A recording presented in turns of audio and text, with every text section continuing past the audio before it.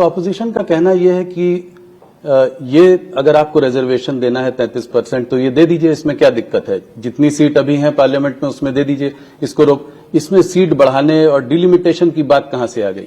Delimitation को लेके पहले आप है कि डिलिमिटेशन पर गृह मंत्री जी ने हाउस के फ्लोर पे कहा, ये डिलिमिटेशन किसका बनाया हुआ है? ये उन्हीं का बनाया हुआ चीज है। क्या उनको अपने बनाए हुए कानून पे भरोसा नहीं है? क्या उस कानून के, जब उन्होंने अपने समय में किया डिलिमिटेशन, क्या वो कानून के उन मापदंडों में कोई लूप होल था क्या? अगर लूप होल था तो आपने उस समय क्यों नहीं चेक किया? और आज हम कह रहे हैं कि आप ही के बनाए हुए डिलिमिटेशन से हम आगे बढ़ना चाहते हैं, और आज बढ़ते तो हमारी आधी आबादी को अधिक संख्या में हम हिस्सेदारी दे रहे थे। आज अगर हो जाता तो देश भर के सभी राज्यों में, और 800 से अधिक में वो तो 33%, उसकी कितनी संख्या में महिलाएं आती। मेरा ये कहना है कि वो जो खेल खेल रहे हैं कि ऑब्वियसली ये अनुपात जब होता तो किसका परेशानी होती।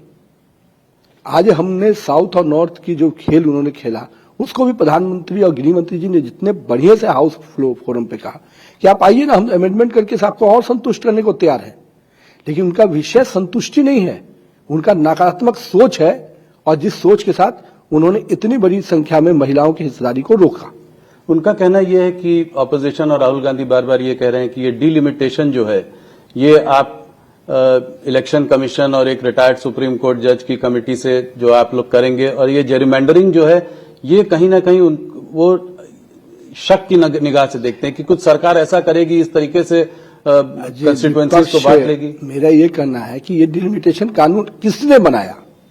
हमने तो नहीं बनाया, आप ही के समय बना। और इस कानून के दायरे में जो चीजें आती हैं, इसके पूरे फॉर्मूला है, कोई इसमें चेंज नहीं कर सकता उसके। फिर वो, और ये पूरे हाउस में आने वाला था, इसमें ऑल पार्टी की कमेटी के मेंबर होते हैं, हर संसदीय क्षेत्र में कमेटी होती है। ये कहीं कोई ऐसा फॉर्मूला नहीं है जो पहले नहीं बना है। पीछे अगर डिलिमिटेशन है तो मैं तो पूछता हूं कि ये आप ही के बनाए हुए कानून पे आपको क्यों सवाल है? तो अब आगे क्या होगा? आगे हम लोग बढ़ेंगे, निश्चित रूप से समय आने दीजिए। एक बार सेंसस होगा तो फिर आगे भी हम लोग बढ़ेंगे। तो इसके बाद सेंसस होगा, उसके बाद जो है डिलिमिटेशन होगा, ये प्रतिक्रिया रहेगी।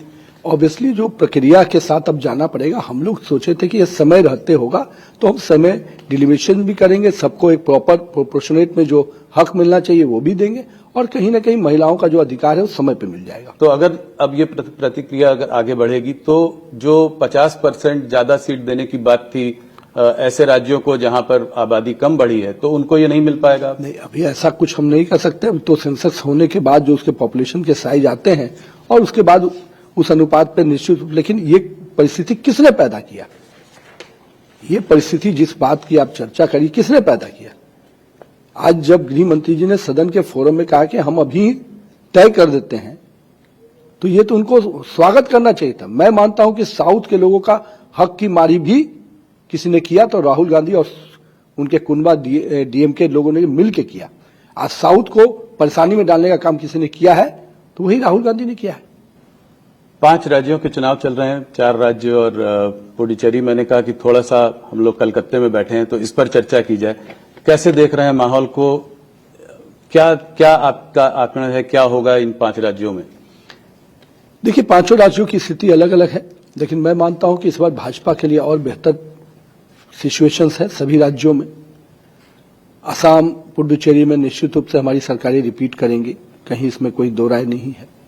बाकी 3 राज्यों में पश्चिम बंगाल आपको आश्चर्यजनक रिजल्ट के साथ सामने आ रहा है, और यहां पर मैं मानता हूं कि सारे जो भी टीएमसी और कांग्रेस के जो खेल थे उस सब से बाहर आकर जनता इस बार भाजपा की सरकार बनाने जा रही है। तो असम, पुडुचेरी में सरकार बनेगी, और आप कह रहे हैं कि बंगाल में भी सरकार बनेगी। 100% अब जो सिचुएशन बन रहे हैं और जो जनता का मूड दिख रहा है, पश्चिम बंगाल में भारतीय जनता पार्टी की सरकार बनने जा रही है। तो पिछली बार भी माहौल 2021 में भी था कि भारतीय जनता पार्टी की सरकार बनने वाली है। इस बार 2021 से क्या अलग है? क्या भरोसा दे रहा है आपको कि इस बार आप सरकार बना लेंगे? देखिए, पिछले बार भी जितने गुणात्मक तरीके से हम आगे बढ़े, 3 से 77 सीट पर आए, अगर उसी स्पीड को अगर हम मेंटेन करें तो इस बार तो 100% हम अपनी सरकार बना रहे हैं।